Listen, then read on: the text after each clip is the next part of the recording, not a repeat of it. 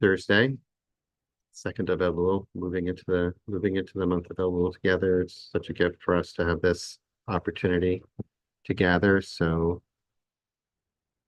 you're welcome to use the time to check in the chat and just introduce yourself, reintroduce yourself, connect with the group, sharing where you're joining from, how you're doing today. If you'd like, you're welcome to share your intention or to take a moment to dedicate your practice today to someone, for someone. Share a blessing for yourself or for this group or for beyond.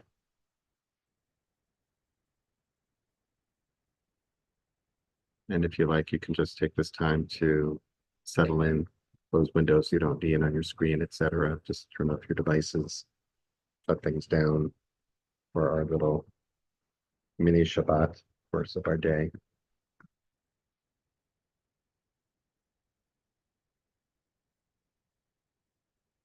Maybe a few deep, slow breaths.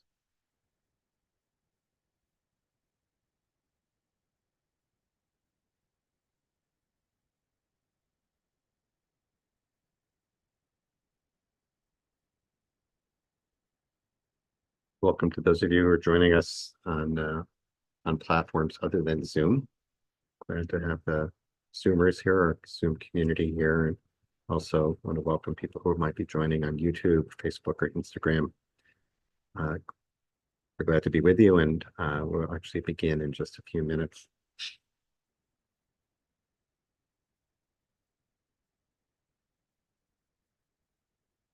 We take this time as we're preparing for practice just to collect ourselves and settle in wherever you might be in your day, an opportunity to pause, breathe, connect, check in with yourself, and offer some kindness. And in the 2 minutes before you begin, it's our custom to offer a prayer for healing and Mishabera. So if you or anyone in your life is in need of healing, or you'd like to pray for healing for anyone or for a group, please put that in the chat now if you'd like, or whisper the names aloud where you are. Say their names out loud. Don't be shy about including yourself if that applies to you, if you're in need of healing of any kind, be it physical, emotional, mental, or spiritual.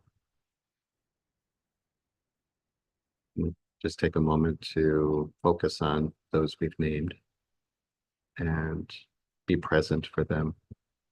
As we practiced yesterday with Rabbi Mira, remembering how really holding in our minds and in our hearts somebody, really directing our love in that direction can make a palpable difference for them, alleviate suffering. So as we direct our hearts towards them, we pray for Refuah Shlema, for complete and full healing from whatever ails those we are honoring and thinking of today. And we continue today to hold and to send love similarly to those of our siblings held in captivity, praying for their safety, their well-being, praying for their safe return home. And for all those who are displaced from home, praying for their safety and well-being, praying for their ability to return home soon. And sending our love and support to all those who are mourning and in pain. This time of loss, prayers for comfort. And with that, let's begin. Hi, friends. Welcome. I'm Mark Margolius, the Institute for Jewish Spirituality. Good to be with you on this Thursday, the 2nd of Elul, for the daily practice or daily Jewish mindfulness practice. We meet Monday through Fridays at this time. We gather for this opportunity just to breathe together, to sit together, be together, feel connected together. And we need it today as much as we ever have. So it's just good to be here. Thank you for joining us. IJS offer these sits without charge, as we have since the onset, almost 4.5 years ago, and we're grateful for your financial support, which makes this possible, as we're a nonprofit. So if you're moved to make a contribution, we thank you for doing so. Hackspace today. Thanks, Harry, for sharing the link for donations. If you're in a position to become a monthly supporter of IJS, we're deeply grateful for that. Even if it's a small monthly amount, makes a big difference. If you're in a position to offer a gift of $180 or more, you can sponsor one of our daily sits. We also offer our Jewish yoga studio on Mondays at 11 a.m. with Ken and Lizzie Shamash, also without charge, also live streamed on YouTube. All the sessions are recorded while the recordings are posted on our YouTube channel. And in addition, at least one of our sits each week is turned into a podcast we call Jewish Meditation for Everyone. And this latest episode features Rabbi Josh Fagelson's beautiful session on Tuesday about holding our heartbreak in silence. So I commend that to you. And Harry, thanks for sharing the link to that. We had a wonderful session of the Shofar Project last night, led by Rabbi Miriam Margles. Not too late to join us to move through the month of Elul, attuning ourselves to a theme of the Shofar each week. No charge for that. That is free. Receive materials each week, guidance for practice, and can join us for a live practice session each Wednesday night. And if you can't join us live, you'll get a copy of the recording of each session. So with that, I'm very happy, really delighted, in fact, that this week especially, that we are blessed to be led by two teachers joining us from Israel. Yesterday, Rabbi Miriam Nicolescu, of course, led us so beautifully. Today, we're joined by our friend, Rabbi Raphael Silverstein of Applied Jewish Spirituality, joining us from Israel as well. And, as I said to you before, Daniel, when we got on, just means a lot. Very grateful to have this opportunity to be with you, sit with you, especially this week. Okay, so I'm going to turn it over to you. Thanks, Rabbi Mark. Really good to be together in community. Really good to see friendly faces, new friends, old friends. Very special to, as Rabbi Mark said, have the opportunity to practice together, to do this work even when it's hard. And actually, Rabbi Mark said I should mention that a member of our community, I run Applied Jewish Spirituality, as he said, and a member of our community said that they would appreciate there being a space where we could just hold each other in whatever we're experiencing at the moment, including grief, and just listen to each other. And we're going to have that event on Tuesday evening Israel time. So it's actually 1 p.m. Eastern time and 10 a.m. Pacific time next week. And just an opportunity, we'll meditate a bit and then just listen to each other, share, and just hold each other's experience, which people are asking for and people are finding helpful at these times. And then close with a prayer for better things. So thank you, Rabbi Mark, for suggesting I also extend the invitation here. I'm going to offer a brief teaching, and it just so happens that as I'm teaching this, the day that it's becoming in Israel is very significant. It's becoming right now, as it gets dark outside, the third day of the month of Elul. Elul, as you may know, the month of Teshuvah, of returning to ourselves, of returning to our highest, best selves in preparation for the new year. And this third day of the month, we are very blessed to celebrate the yahrzeit, the anniversary of the death of Rabbi Abraham Isaac Kook, the first Ashkenazi chief rabbi of Israel and a giant of mysticism and other areas of Judaism.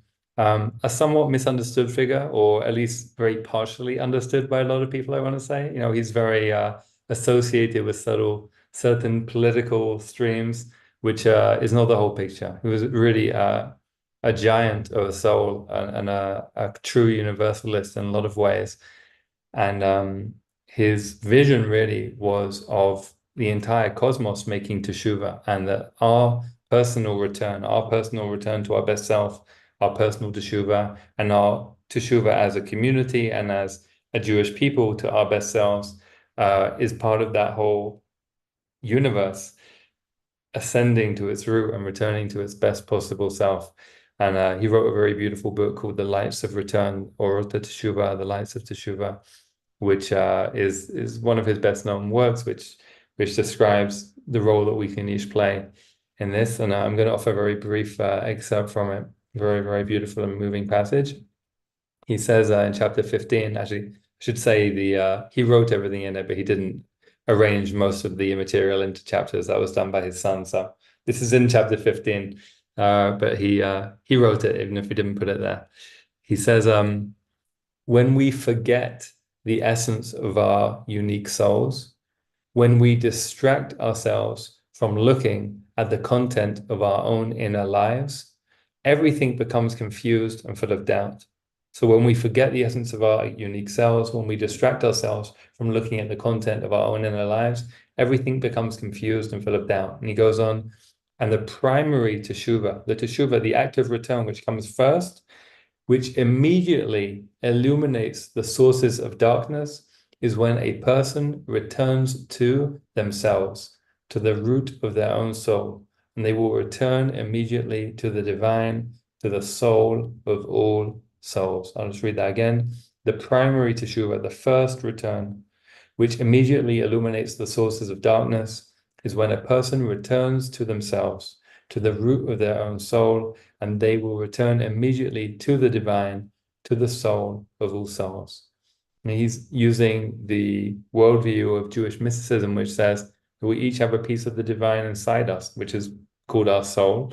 And that so when we actually return to paying attention to what is actually going on within us, which of course is a huge part of our general meditation practice, what we're really doing is returning to the divine. So let's make ourselves comfortable and get into practice. And I'll offer some beginning guidance and an intention to guide us on the way based on this teaching. So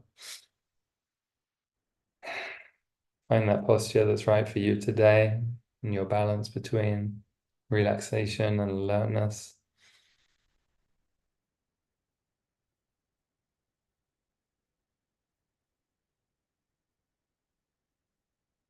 And you may like to choose an anchor as a safe object for you to let your attention be based with.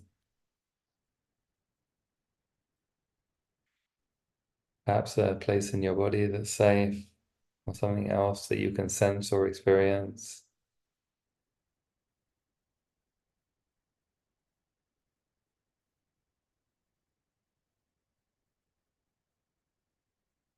To begin with, we can use this anchor to settle,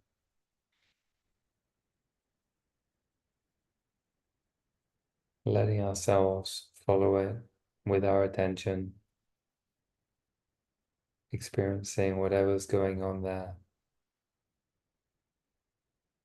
moment by moment.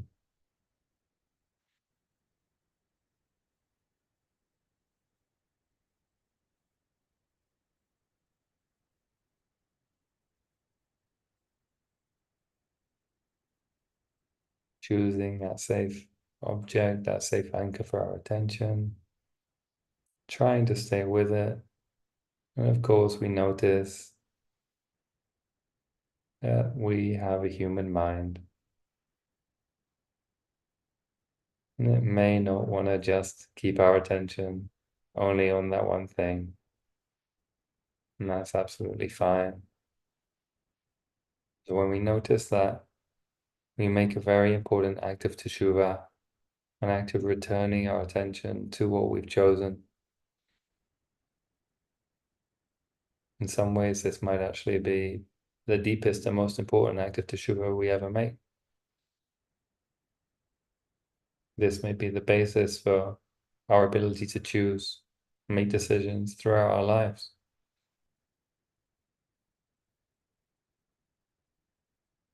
We keep coming back with compassion, also with diligence.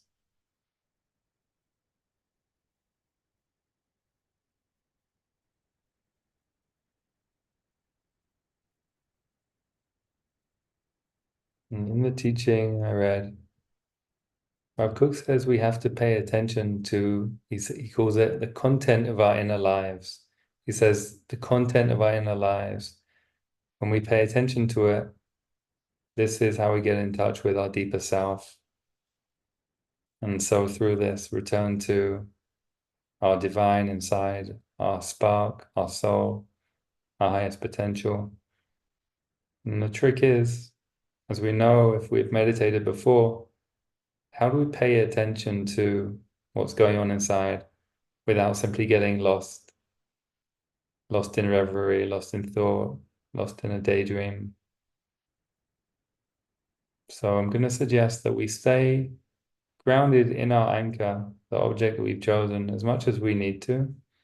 And as and when we feel ready, we let some of our attention open up, maybe 10%, maybe 30%, whatever feels right to you, to notice what else is going on throughout our whole mind-body system, whether it's feelings or thoughts or sensations, and see if we can let them be an object of meditation.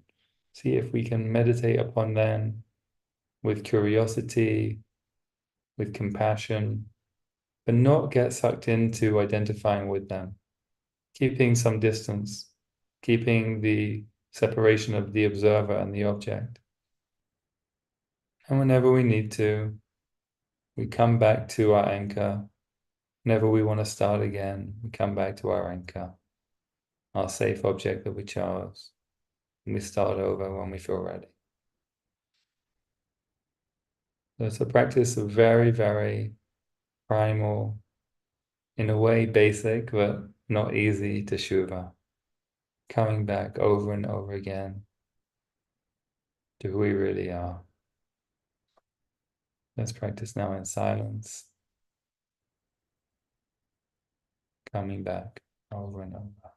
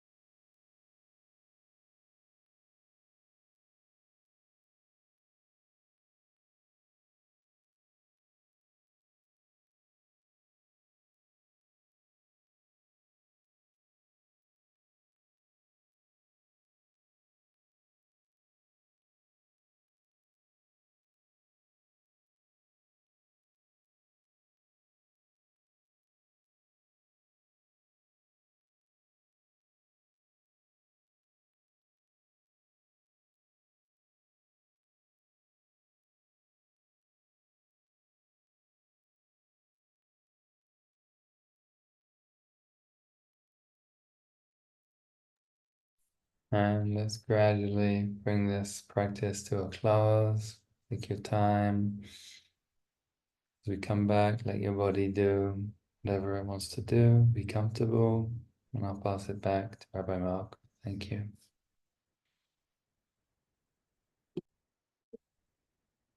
As always, thank you so much, Rabbi Daniel. Friends, we're going to seal the sit as we do each day, offering an opportunity for those who would like to recite the mourner's Kaddish, and then we will attune to the sound of the shofar. So if you are reciting Kaddish today, for anyone, if you're in mourning, observing a yard site, or if it's your custom to join, you're welcome to do so and to put the name of those you are honoring today in the chat, either now or after we recite Kaddish. And if you're not reciting Kaddish, to please stay present, create a minyan of support and comfort for those who are. And if you're joining me, I invite you to rise in body and spirit, and you can unmute at this time. Yitgadal, Yikadash Shmirabah, Dibra, Tev, Yamech Malchuteh, Chayechon, Uvimechon V'chayet Uvchayet Israel, Gala Agala Vizman Vizman Kariv Kariv Amen. Amen. Ishme Rabba Mevarachim Rabba Mevarach V'Yalam Yishmerak Lamir Bach Maya Bach Tava Harab Rabbi Yotuna Gitnase B'Halal Tada Shmei Gitalev Tushav Gitlalam V'Kol Made Kudasham Mikol Mikol Bekata V'Shavata Tushbakata V'Nechavata Damira B'Yaman Amen Ishlema Rabba Vim Shema Leinu B'Yom Israel V'Yamu Amen Seh Shalom B'Kol Shalom Aseh B'Hamach Shalom Aleinu Israel Yoshvei Tevel V'Yimru Amen Shalom Aleinu V'Kol Yisrael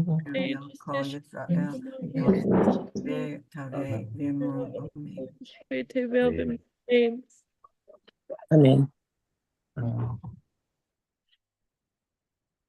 Friends, in a moment, because I'm not in my usual location, we don't have a shofar, but we are going to attune ourselves to the sound of the shofar to end in keeping with the theme of the shofar project this week, as we're offering it at IJS, is to understand kol shofar, the sound of the shofar, the vibration of the shofar, as representing the kol dodi, the voice, the sound of the beloved or the lover, for those of you who are participating in the shofar project, as the voice of a loving God knocking on the door of the heart.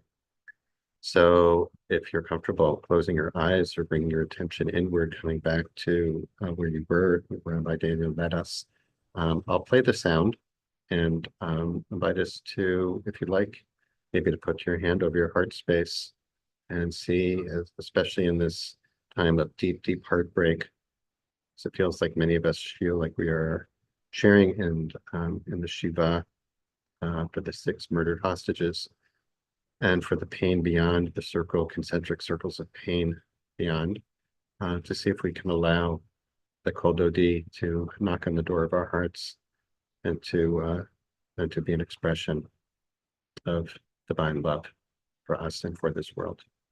So let's find a position that's comfortable for you, and I'll share the sound.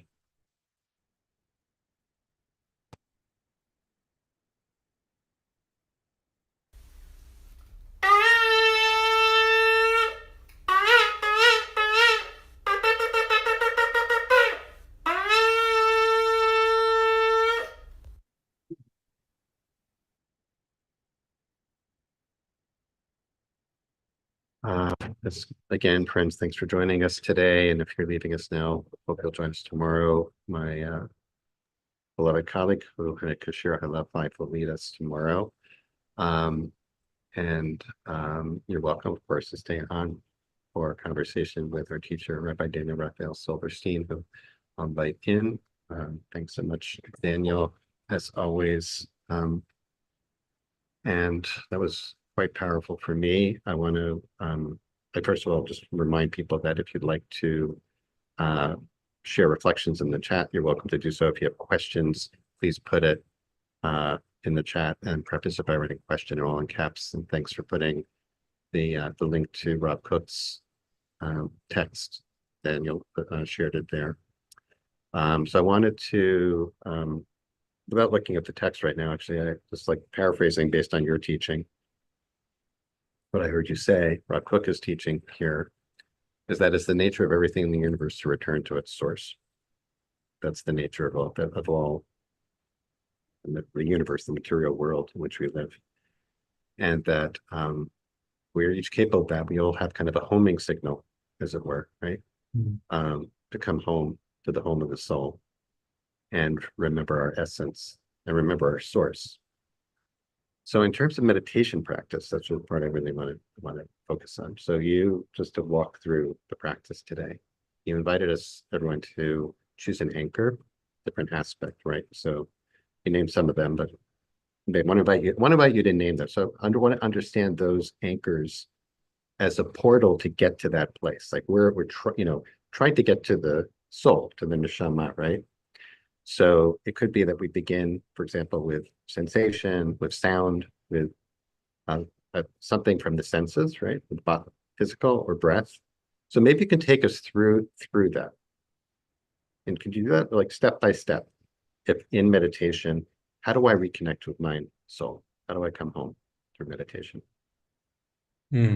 Wow, thank you for the invitation. I have to try and put it into words. Let's see. Yeah. I'm meditating, and I know that there's an anchor. And of course, the moment of waking up is a very important moment. The moment of waking up means I've noticed myself thinking about something else or experiencing something else, right? That's actually, maybe the most important moment, like the realization, like, oh, where was I? Like my consciousness was doing something other than the task that I actually intended to do, focus on the anchor. And then there's something about this really miraculous capacity we have to choose. In Kabbalah, ratzon, choice, desire, choosing, will is it's the first thing that exists in the tree of life of the Kabbalists. It's the first stage of life. It's the first stage of consciousness.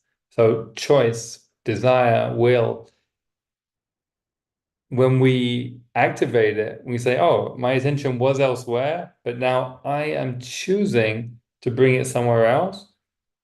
We work a certain muscle, which we can think of either in terms of, brain chemistry or different parts of our brain, or, in Rav Cook's language, our soul, our deeper self, essentially exercising our ability to make our own decisions rather than doing what most of us do most of the time, which is completely fine, which is we are the result of what the Buddhists call conditions arising, right? Just like we bounce around like a pinball in a pinball machine. This stimulates me in that direction, and that stimulates me in that direction, just like boing, boing, boing, I see this and it makes me think of that, and so on and so on and so on. So that capacity to choose for ourselves where we put our attention is, as I say, it's like exercising a muscle, or maybe you could say clearing a pathway to what we can call the soul, the deeper self, or the higher self, whatever we want to call it, from which we can actually make our own decisions. I love that. It's also it's here. If it's okay, I want to answer my own question and get your response to it. Okay. Please. Number one, when I think of, my task is to return to my soul, I feel like I need to get there immediately to my soul. But that's really it's too big it's like trying to jump across a river or something. So for me, the progression is through physical sensation, noticing the physical, the emotional, the mind, and then saying, there's something of me beyond the mind also, right? That's when you said like, it's hard to put into words. So like, that's the part that's hard to put into words, right? I can put into words, my leg hurts. I'm feeling grief. my mind is racing or I'm thinking about this. But if I think about like, how do I notice my neshama? How do I notice my soul? It's a little bit harder. So today I was thinking, okay, I'll go with the breath because neshima is the Hebrew for breath. Neshama is soul. That's the closest. It's the least material aspect of my being. And I feel like I'm floating on it. Others may want to put in the chat. I was curious about, how do you, how would you answer? How do you connect with your soul? How do you come home to your soul? So we each have a different route.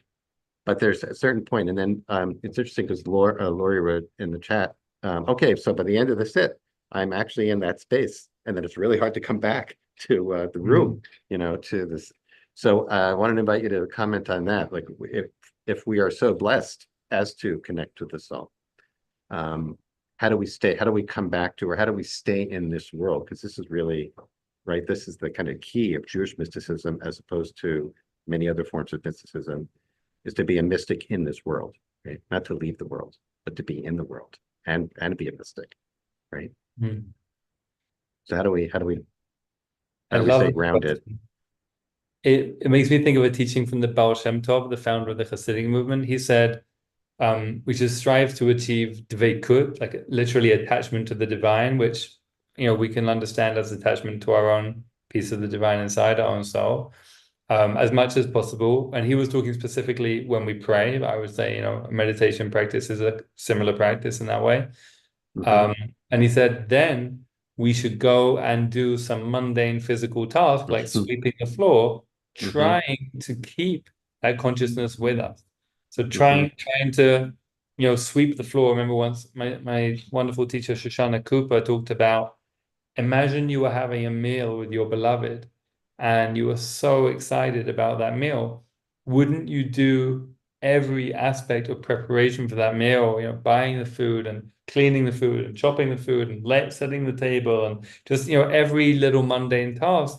Wouldn't you do it with so much love and awareness if you were in that state of love? And, that's the goal. And, in Maimonides' laws of Teshuvah, he says, that's where we're trying to get to in our relationship with life, to be insanely lovesick with life in every moment, but also doing all the worldly things we do all the time. So that's, it's a long journey, I think, to get there, but that's, I think it's important to know, as you say, where we're aiming is not the mountaintop, but very much like this world. Although what you just said, which is fantastic, and it was also making me think of Jack Kornfield, after the ecstasy, the laundry, and I was thinking as you were telling that, and then do the dishes after the meal too, right? Right. And put them away, dry them and put them away. But this practice today, I think, was for me, a good reminder of, we're just engaging in practice little by little. Where are we headed? We're heading ultimately towards Yom Kippur, of course, and beyond that too, but Yom Kippur, where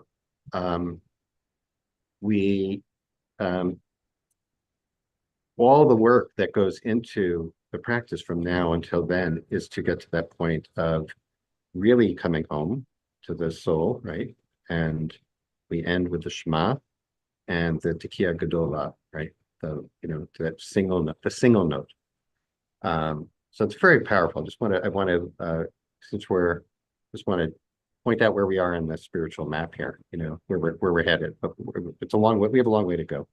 We have almost the whole month of Elul. Rabbi Mark, I want to add, you said, like eventually Yom Kippur, but it's a different perspective on it. Actually, Rav Kook has helped me appreciate that Sukkot is not just an afterthought. Sukkot is this amazing festival of embodiment, and in a way, the most physical festival in a lot of ways. Like, we go into the sukkah with our whole bodies, and we are surrounded by living things that grow from the ground, and we pick up living things that grow from the ground, and we shake them around to ask for rain. It's just very, very earthy festival and embodied festival, and like that's actually the real culmination, right? That's actually where we actually end. Although, as you know, well, right now, it's going to be very complicated. Yeah, no, this year is going to be so strange. It's going to be so strange, so hard. But that's, I was thinking about that too, and since you mentioned it, I realized we're in very good company in terms of our people's very long history. Unfortunately, like when people celebrated these festivals in many, many places and many, many times, Mhm. they were not in positions of security or safety.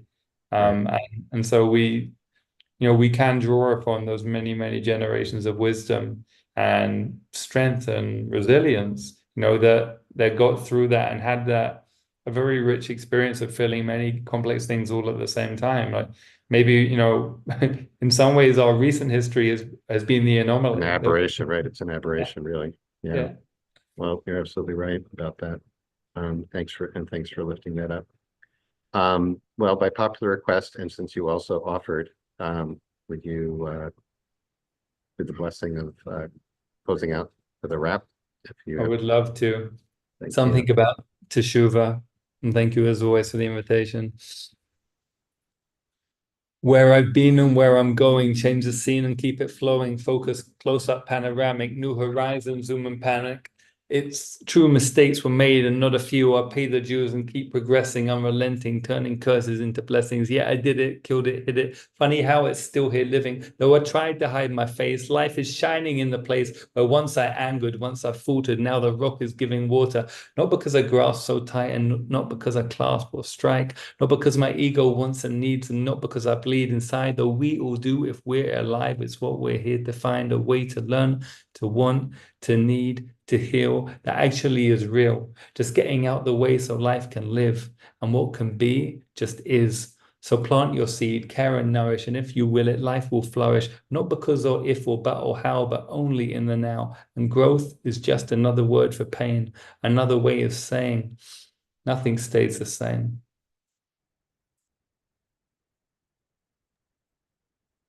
Thanks, Rabbi Mark. And thank Thank you you, so much, Rabbi Daniel, and Harry, and we're our sending community. you, yeah, we're sending you lots and lots of love. Thanks to Harry for holding us. I see a question about, for those who came in maybe a little bit later. Of course, this session and all the sessions can be found, the recordings can be found on our YouTube channel at IJS, Institute for Jewish Spirituality YouTube channel. So please check it out if you were late or if you missed any sessions. Thanks to Harry. Thanks to each of you for being here. Thank you, Rabbi Daniel. Wishing you an early Shabbat Shalom. Always Shalom. great to be with you. And we hope to see everyone tomorrow to sit into Shabbat with Kashir Halafai to everyone. Many blessings. Shabbat Shalom, Daniel. Erev Tov. Bye.